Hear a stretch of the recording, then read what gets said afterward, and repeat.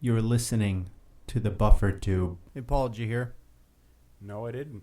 From being present, the question is on favorable reporting the contempt report of the House as amended. All those in favor signify by saying aye. Those opposed, no. 23 ayes, 17 noes. The ayes have it, and a contempt report is reported to the House. Eric Holder is held in contempt of court. Congress. You can see why nobody really cares about this, dude. Nobody really watches this stuff. Well, we've been watching it for about a year or so now. You know what's been going on. A lot of people don't. Nobody really cares. I remember talking about it with people, and other people were thinking we were talking about a movie. Yeah, exactly. I remember you saying that. It's exciting news. We'll see how it plays out. Hopefully for the better. Here's something, Paul. Okay, so in the news around here locally in Michigan, we're one of the odd states that don't allow legal possession of a taser. People who are not police officers are not legally allowed to own tasers in our state, which is very out of the ordinary. I would say. So it's being pushed here. Our governor's in support of it, and I guess it's got to go to some kind of committee, but we're probably weeks, not months, away from being able to legally own tasers. Somebody I know, a female I know, who I respect and like a lot, said, "Oh, cool. See, that I'd be willing to carry." I started thinking a little bit more about that, and I actually brought it up to a friend of mine who I work with. And we were thinking about that and how, yeah, that's kind of cool. He was saying how his wife would probably be more apt to carrying a taser over a firearm. Originally, I was thinking the taser thing's a great idea. There's no or negative that could come from that. Now I started thinking, there's a possibility, a very small possibility, I think. I don't know. I haven't looked that far into it. I haven't looked that far into all the other case study from all the other states, but something crossed my mind. How would that possibly be bad for people like you and I, Paul, who carry a firearm? Mm-hmm. I think that there's a possibility that that could actually be bad for people like us. How so? Paul, a taser is a very useful device. I like tasers. I think that they're an interesting thing. They're an interesting invention, especially for police and law enforcement, especially law enforcement situations. They're great. Paul, are there downsides to a taser? They can cause death. They are lethal. Okay. Other downsides include if you're wearing multiple layers of clothing, there's a serious possibility that the electrodes won't pierce the clothing. Therefore, it won't make an actual connection, be able to shock or be able to do what it's supposed to do. There is only one shot, so if there's a situation where there are two assailants or two people aggressing against you or being aggressors against, Or if you miss the person. or if you miss. Tasers are very expensive in my mind. Looked them up. Consumer tasers that we're talking about here, we're talking $350. Holy cow. It's a lot of money, but you can't really put a price on safety. So, hey, if that friend's wife is saying, I might actually carry that, well then cool. He's going to spend $350. He'd spend $600 for one taser to help out his wife's security or whatever it is, you know? That's the kind of guy he is. It's the kind of guy I would be too. Mm-hmm. Do you think, Paul, that it's a possibility some freakish situation happens to you where you would have to deploy your 1911? Things go horribly bad. You're in an immediate, otherwise unavoidable danger. That is the only reason why you would deploy your firearm. Is that correct, Paul? Yes, that is correct. Immediate, otherwise unavoidable danger. You deploy your firearm. Mm-hmm. You stop the person. You make them stop what they're doing. In the process, the person is very seriously injured. It's very likely to happen. I mean, it's going to happen. You go to court. And the argument against you is that you are legal to carry a taser. Correct. You deliberately decided not to carry a taser today Okay. or that day. That could be bad. You did not decide to carry a taser today. So that is premeditated. You instead decided to carry lethal force on you. I see. That one really kind of got to me. I started thinking about that. I kind of chewed on that. Now, again, there is a serious, awesome usage for tasers. There's an excellent purpose for tasers. I mean, I'm not degrading the usage of tasers. I mean, I carry pepper spray. With my firearm, I carry. I mean, I am honestly grateful for the taser thing. What do you think, Paul? I don't know. I kind of have another thought on that. Totally agree with that, but also the fact that people are going to be using it a lot more leniently than a firearm would, Okay. or you would with a firearm. Okay. I think would cause a lot of problems. Okay. Using them when not necessary.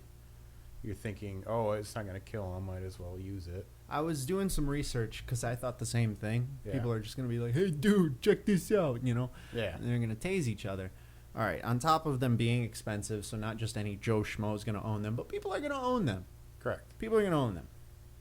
Each cartridge replacement, you buy them in 2-packs. They're about $50 for 2. Yeah. So it's $25. Hey, dude, which honestly, looking at you right now, I would be willing to spend $25 as a funny joke just to tase you from behind as a joke. So I wouldn't put it beyond me. Anyway, they're not easy to do. They have a whole process of activating the tasers. You buy them, you get them. I don't know the specific details, but you get it and it won't shoot out of the box. In order to get it to shoot, you call them or you email them the model number that you have with the serial number that you have. They give you a code that registers it to you. And in some states, or I'm not sure on the specifics of this, just from what I've heard and read, it's actually registered at that point through the taser company. It's registered like through the ATF or through whatever department of our ridiculously bloated government that registers these things. So they register that device to you. Okay? Okay. So now, if I look at you and you're bending over tying your shoe and I say, this is great, and I pull it out and I point it at you and I shoot it at you, not only does it shoot out the 2 prongs that are vicious, the harpoon prongs, holy crap, and you have a very bad day and I have a very exciting, funny 30 seconds of you zapped or whatever, but it also ejects whatever, I think it's 24 to 36 paper discs within them that all have now imprinted that serial number on it. Isn't that fascinating? I didn't know any of that. Exactly.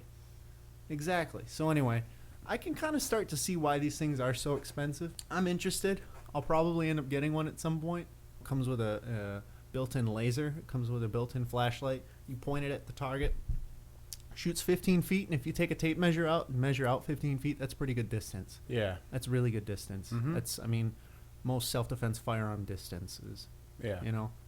So you shoot, it'll shoot, and if it makes contact, which it doesn't need to actually physically make contact with the person, as long as it's within an inch of the person. If it's an inch on the other side of material, you're okay. Wow. I know. But it needs to be, the prongs need to make about somewhere in the neighborhood. They like to make it about 6 to 12 inches apart from each other.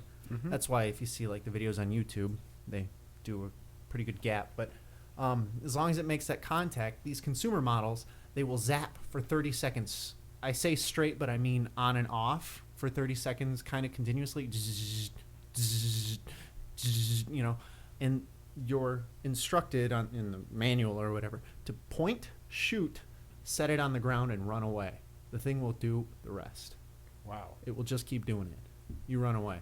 Unlike the police tasers that shoot, zap for 10 seconds, and then you're kind of in control from there, which you are still in control of the consumer model. It'll zap for 30 seconds or whatever, and I think you can still press a button. Go again, go again, go again. But anyway, that's my thought on that. I broke it out into a discussion with a coworker I have, a trusted coworker that I have about that, and he said the same thing. Oh, dude, that could be bad for us.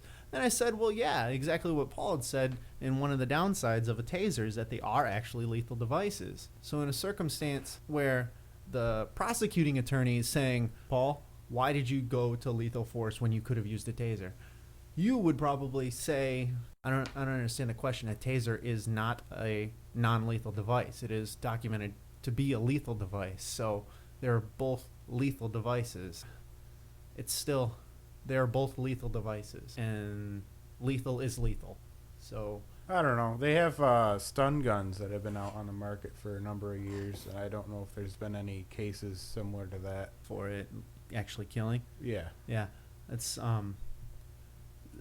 totally different battle paradigm because you're at physical contact. Yeah. You know what I mean? The same model of consumer tasers that I'm talking about. Once it's done zapping for the 30 seconds, you don't want to do it before the 30 seconds is done, but you can remove the cartridge, and the prongs that actually connect to the cartridge still arc, and you can actually make a physical contact with your adversary at that point too. Downside there, bam, you shoot, you miss, it's going zzz, 30 seconds, and the dude's still closing in on you. 30 seconds is a long time for you to have to not be able to remove your cartridge. One of the other arguments that I told my my friend at work was that his lawyer could say, well, my client has spent the last 35 years of his life training with this type of self-defense tool. He would have just started his training with that type of self-defense tool. He simply chose the tool that he was best capable with and most likely to be safe with. Mm-hmm. Anyway, I just thought about that, and the only reason why I'm bringing it up here is not because I want to be on the record for saying, oh, taser's a bad idea. I don't think that. I think you need to train either way, and you need to make the decision and know your laws and know your self-defense laws and act accordingly and get other opinions and talk about it and discuss them. But I thought that was an interesting idea. Is there going to be a history of cases? Are there a history of cases where prosecuting attorneys have said premeditated escalation of violence when you could have spent even less money on a less lethal fire or weapon or tool? Paul, I'm also annoyed about a couple of things. What's that? There's an increasing number of stupid gun owners out there. Yeah, it is a downfall of the gun industry booming. A lot more people getting into firearms. Not all of them are trained Yeah. or competent. Yeah. Texas man claiming stand your ground gets 40 years after a guilty verdict. Story with this guy, I read through it. It's kind of a mess, but it turns out just being a bigger mess. So pretty much the story is the guy was throwing a birthday party, but his neighbors were being too loud, playing music too loud. So his decision was to ask the guys to stop playing the music so loud. How does he do that? What's the worst way you could possibly do that, Paul? I'm imagining him going over there with a gun and brandishing it. That's exactly what he did. And his camera. Bad idea. Bad idea. And I says, look, I'm videotaping all this right now, and so I'm running the video camera right now, and I'm talking to you. And I mean, I'm scared to death here. Pal, you done pulled a gun on the wrong mother, okay? You hear what they're saying? You remember that. Right, well, y'all just need to keep it down. No, we ain't got to keep down. Yeah, you do. Keep it down. What you need to do is get your away from here. You need to because keep it down. done pissed me off. You need to keep it down. See, because when I go in that house and I come back, don't think I won't be equal to you, baby. Well, if you don't... All right, you want to flash your gun? No. You want to flash your gun? Okay, they're going to escalate this. Okay, now I'm not going in the house and getting something else to shoot with. Okay, look, I'm going to have to defend myself. I'm going to have to defend myself. I'm going to have to defend myself. Oh, 310, tell them to come. Oh, no. come here. So There's pretty somebody much else they're talking just to- arguing and yelling back and forth. And that little thing that you heard there was just something else. But now he's talking about how So one of some them must be a drunk drunk cop police is showing officer, but up. There's about And 3 other people on cell these phones guys getting all now, irate. and they're all he's calling and waving I'm his gun calling. around. Brandon. It's going nowhere good real fast. Look, I will defend myself, sir. What's wrong I with don't these wanna do guys? this. And it all started over them playing their music real loud, and I don't know. ask y'all to please don't do. Why this late? It's about to get out of hand, sir. Please help me. Walk away. Please help me, sir. My life is in danger now. You can He leave says he's going to go in the house. He's going to come out. He's going to be more than equal than me. Now, immediate, otherwise unavoidable. I'm standing my ground here. Now these people are going to try to kill me.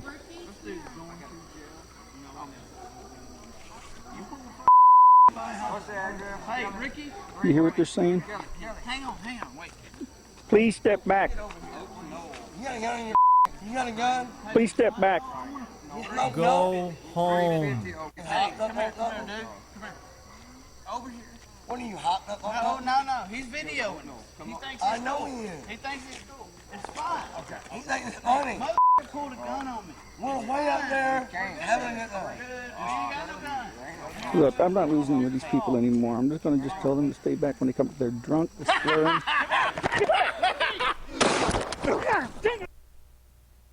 Messed up, huh? Yeah, a little bit there. You know, extremely interesting to me. Anyway, you got 40 years for that. Stupid people. Stupid people. Yep. Pissing me off. And thanks for listening to the BufferTube. You can follow us on thebuffertube.com, the website that has all of our shows posted one by one. It's got an ongoing blog that both I and Paul will be updating, along with others as they join us from week to week. And you can also subscribe right from there with one click to our iTunes feed and Zune and our YouTube page. And don't forget to email us at buffertube@live.com. That's buffertube@live.com. All this is work in progress, so give us some time. Thanks. Have a great week.